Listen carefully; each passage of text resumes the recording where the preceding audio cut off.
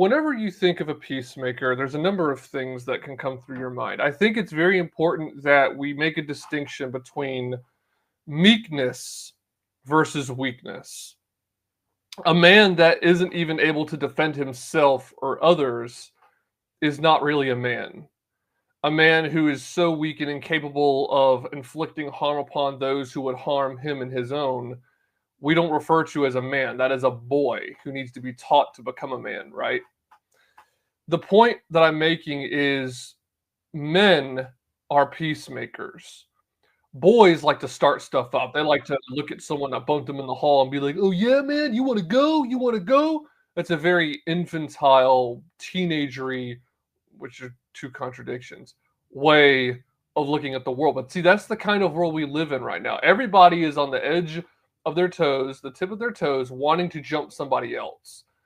And Jesus, who is a perfect example for all of humanity, said what? He said, "Blessed are the peacemakers, for they shall be called sons of God." God does not want you and I at each other's throats. Now, you have to also think in categories.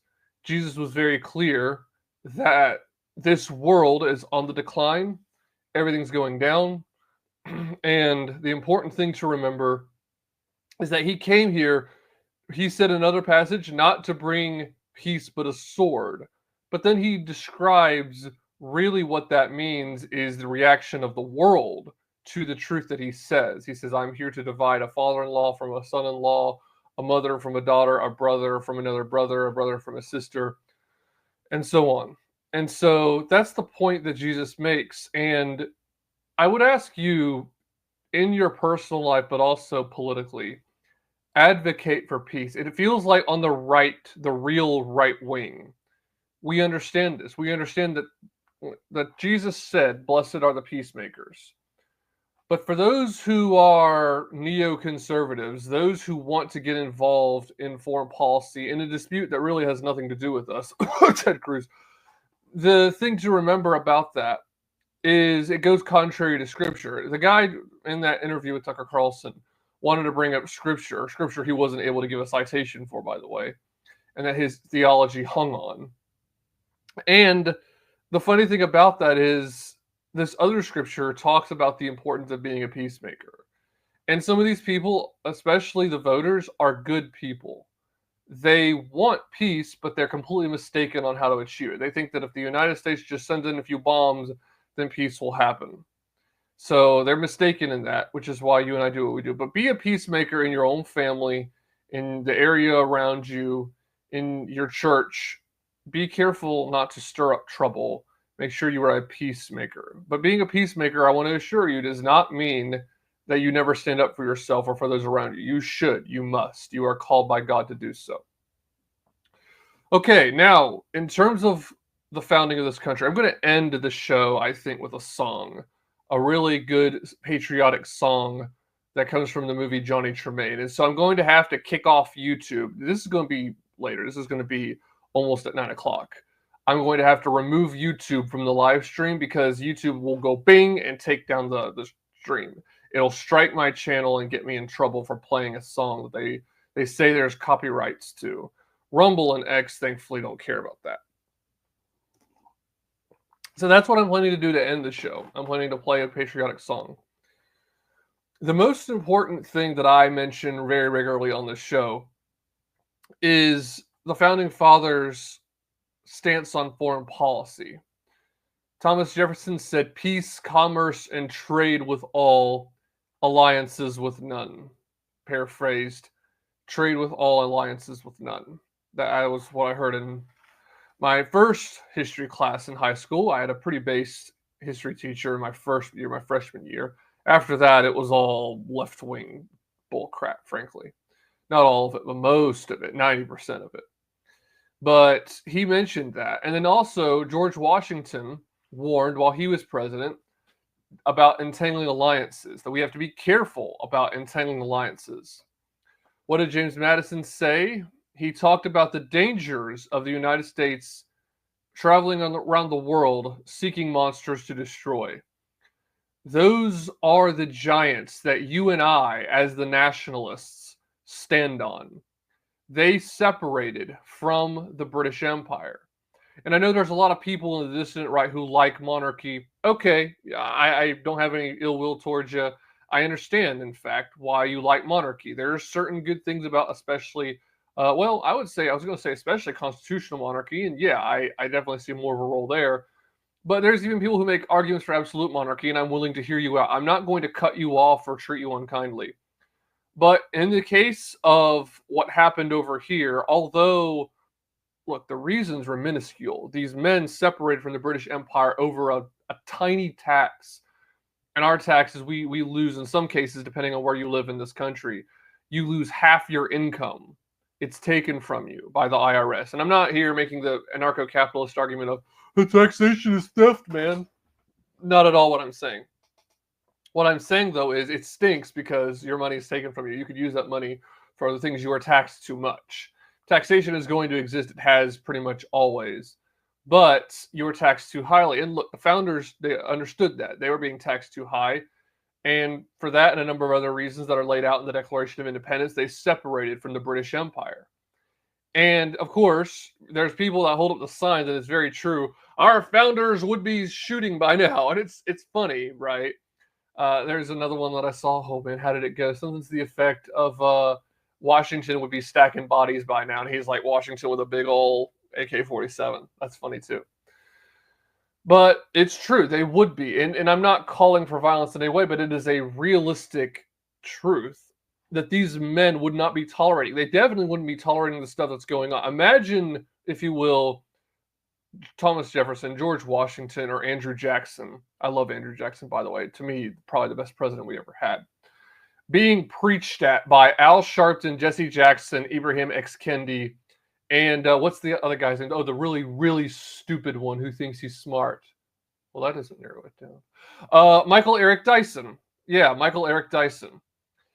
Michael Eric Dyson was in a debate with Jesse Lee Peterson. It was Jesse Lee Peterson and Stephen Fry. I don't know whose bright idea that was. On one side versus Michael Eric Dyson. I want to say her name's Michelle Goldberg.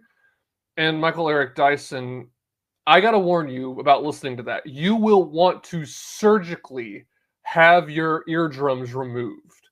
You will wish that you were blind after seeing his dopey butt walk up on stage and talk in this fast way. He's like a Black Ben Shapiro in a lot of ways. The fast way that he used all this flowery language. It's like, okay, yeah, I wonder how many times you practiced that in the mirror, right? It's just, it's ridiculous. But yeah, imagine, if you will, Andrew Jackson sitting in the Hermitage, right? Being preached at by these black people, these black freedom movement activists about how the white man is racist. And Andrew Jackson's just sitting there like, man, you need to get out of the way because we're going to step outside in a minute. I'm going to have to pull my pistol. You can pull yours. I mean, Andrew Jackson would duel people in a heartbeat.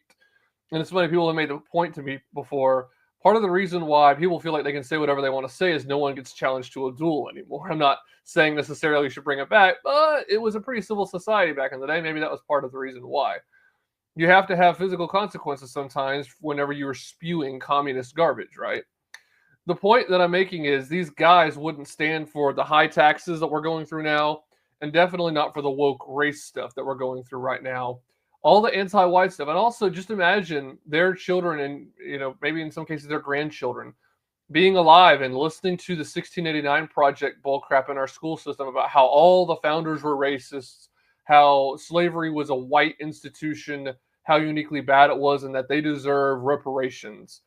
They would be laughed out of the room and, if not, beat up and spit on by the children and grandchildren of our founding stock.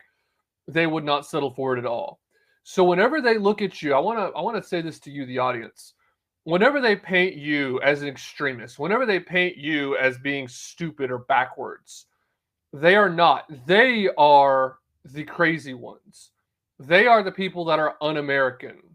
You who cherish these values in your heart, who, whenever you are asked if the founders were racist, you just want to laugh and say, of course not, you idiot, get out of my face. I actually made a chart about this. I don't know if I have it ready to go, but I made a chart, I should say, kind of like a flow chart. Lets you know if you are dealing with a real right-winger or someone who's just masquerading as one. Let me see if I can find it. But it's good. I had this thought in my head, this is a good litmus test to be able to tell if someone is our guy or not. Because if someone is our guy, they're going to answer the following. Here we go. It's loading. I'm going to bring it up on screen. But I want to conclude the monologue with this, and then I'm going to start looking at some of the headlines, and then, of course, I'll read the chat toward the end. This is a good test for you. A guide to know if someone is on the left or the right. Question: were the founding fathers racist? Yes, says the leftist. Another leftist goes on and on and on. It's a wall of text. I can't even zoom in close enough to read it out loud to you. I wrote it, but a lot of it's just ridiculous crap. And on the right, the answer is an obvious no. They were not racist. That is how you know, because it doesn't matter. It doesn't matter if they're on OANN, if they're on Fox News, if they're on Newsmax, if they're on the Daily Wire or the Blaze. If they say, well, they were racist, but so is everyone else. If they go on any kind of bloviation on that, whenever the question comes up, were the founders racists, turn them off. They are not on your side. They are not our guys. And so that's something I wanted to point out to you guys as we remember the founders. They were also men. I have a book sitting back here, by the way, that goes on and on about the faith of these men. These men had Christian values. These men either were Christian themselves, devoutly Christian, or the few of them that were deists, there wasn't really such a thing as an agnostic or an atheist. But if they identified as deists, maybe they were one of those things. They still understood the value of Christian values, of Christian ideals and beliefs. And that's the important thing that you and I, here on the right, as nationalists, are trying to get back to. We just want a return to 1780, a return to, in some cases, more like the 16 or the 1500s, because that was a very hierarchical, very orderly society where people knew who they were. There was no teacher telling a child, hey, by the way, you were born in the wrong body. Women were not running around murdering their children in their womb. If they killed their kid, they were usually called a witch, and they faced appropriate action when being accused of being a witch after they killed their own child. Hey there. Thank you for watching this short video here on the Fog and the Whirlwind. I appreciate it a lot. Make sure that you are subscribed if you're not already subscribed to my YouTube channel, following me on Rumble and on Odyssey, and on X as well. I put out videos there. If you will do one big favor for me, make sure you like this video. It helps the algorithm push it out so other people can see it too. The other thing that you can do for me, this is the best way to stay in touch with what I'm doing and what I'm saying here on the internet, is thefogandthewhirlwind.substack.com/subscribe. That's where you need to go. It's my base of operations online, thefogandthewhirlwind.substack.com/subscribe.